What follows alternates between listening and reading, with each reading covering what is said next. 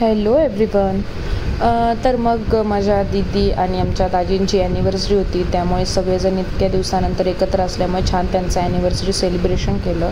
खूप सुंदर असा केक आणलेला होता आणि आम्हा सर्व फॅमिली मंडळींना एक रील बनवायची होती, त्यामुळे ही ते रंगीत तालीम अशी सुरू होती आणि खूप एन्जॉय केलं सगळ्यांनी ही रील बनवताना आणि सगळ्यांनी खूप छान केलं. माझी भाची होती, तिचा 10वीचा नुकताच निकाल लागला होता, त्यामुळे तिचं जरा सत्कार पाणी झालं. सगळ्यांनी तिला आशीर्वाद दिले, प्रेम दिले, शुभेच्छा दिला.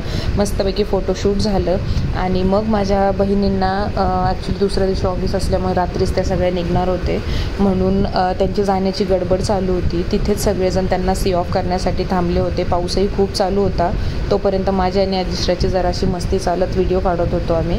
नंतर मग अर्थात लव बर्ड्सकडनं आम्हाला त्यांच्या ॲनिव्हर्सरीची पार्टी हवी होती, म्हणून आम्ही सगळेजण निघालो, अगदी पोरं अर्थात. तर छानपैकी इथे जवळच एक मस्त हॉटेल आहे येवल्यामध्ये, तिथे आम्ही गेलेलो आणि लव बर्ड्सचं असं स्वागत करत छानपैकी त्यांना एंट्री करून दिली आणि मग आम्ही ऑर्डर दिली.